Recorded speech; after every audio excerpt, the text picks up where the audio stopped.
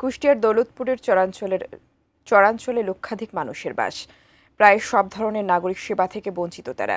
শিক্ষা ও স্বাস্থ্যসেবার বেহাল দশা। মাথার ঘাম পায়ে ফেলে উৎপাদিত কৃষিপণ্যের ন্যায্য দাম মেলে না। যোগাযোগ ব্যবস্থারও জীর্ণ দশা।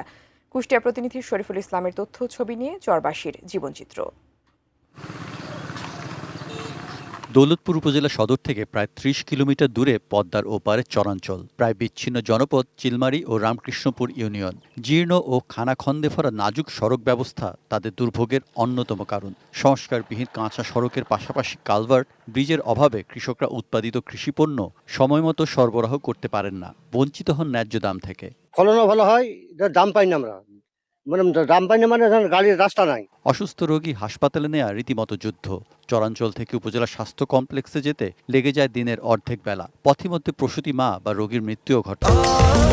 স্বাস্থ্যকর অল টাইম ফ্যামিলি কেক, সব সময় অল টাইম হেলদি লাইফ। রোগী নিয়ে যাইতে হইলে 2 ঘন্টা 3 ঘন্টা সময় লাগে। দেখা যায় রাস্তার মধ্যেই অনেক ধরনের সমস্যা হয়ে যায়। এরকম চরের ভিতরে একটা যদি হসপিটাল ভালো একটা থাকতো তাহলে আমার মেয়েটা মারা যাইতো না।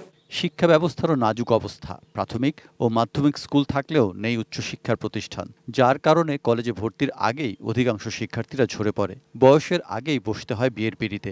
রাস্তাঘাটগুলা পরিপূর্ণ সংস্কার করা হতো তাহলে আমাদের এই চরের এলাকার মানুষগুলা সুবিধা হতো। চরবাসীর জীবনমান উন্নয়নে একাধিকবার প্রকল্প প্রস্তাব জমা দিয়েও হয়নি তার বাস্তবায়ন। আমি আপ্রাণ চেষ্টা করে যাচ্ছি আমার এলাকার মানুষের দুর্ভোগের ক্ষেত্রে অচিরেই যাতে এতে পরিত্রাণ করা যায়।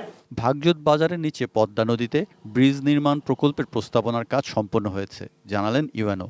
একনেকে পাশ হলে চরবাসী সুসংবাদ পাবেন। ব্রিজ হওয়ার পরবর্তীতে আমরা আশা করছি যে মানুষের জীবনমান, শিক্ষাগত উন্নয়ন, অবকাঠামোগত উন্নয়ন, স্বাস্থ্য সব দিক থেকেই আমাদের এই উপজেলার মধ্যে একটা মডেল ইউনিয়ন হতে পারবে। অবহেলিত চরবাসী আশায় দিন গুনছেন। চরাঞ্চলকে বিশেষ গুরুত্ব দিয়ে উন্নয়ন পরিকল্পনা গ্রহণ করা হবে, যাতে এসব প্রান্তিক জনগোষ্ঠী উন্নয়নের মূলধারায় যুক্ত হতে পারেন, পেতে পারেন তাদের মৌলিক অধিকার। Saikat Dasgupta, desk report, ATN news.